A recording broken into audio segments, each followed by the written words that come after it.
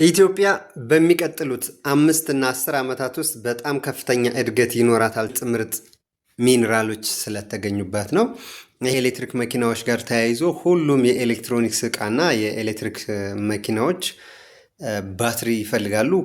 ይሄ ባትሪ የሚሞላበት ሚኔራል ወይም ንጥረ ነገር ደግሞ ሊቲየም የተሻለ ነው ከሌሎቹ። ሊቲየም ኦር በኢትዮጵያ ውስጥ በጣም በብዛት በሜትሪክ ቶን ነው እንግዲህ የተሻለ የሚባል አፍሪካ ውስጥ ካሉት ራሱ በዲፖዚት ደረጃ በጣም በርካታ ሊቲየም ተገኝቷል።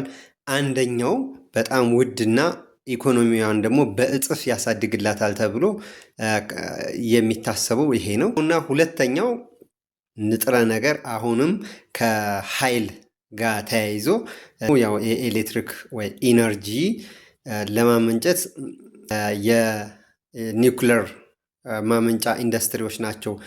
ስለዚህ ለሱ ደግሞ ዩራኒየም የሚባል በጣም ወሳኝ የሆነ 235 በተለይ ይመስለኛል አቶሚኮ ዩራኒየም የሚባለው በኦር ደረጃ ወይም አሁንም በዲፖዚት ደረጃ ኢትዮጵያ ውስጥ በከፍተኛ ሁኔታ እንዳለ የተወሰኑ ጥናቶች አሳይተዋል። ይሄም ሀገሪቱን ለሚቀጥሉት ዓመታቶች የተሻለ ኢኮኖሚ ያሳድግላታል ተብሎ የሚታሰበው እና ከአባይ ግድብ ቀጥሎ ወይም ከዚህ ተጨማሪ ከምንሰራቸው ግድቦች በተጨማሪ እነዚህ የተፈጥሮ ጸጋዎች አሏት።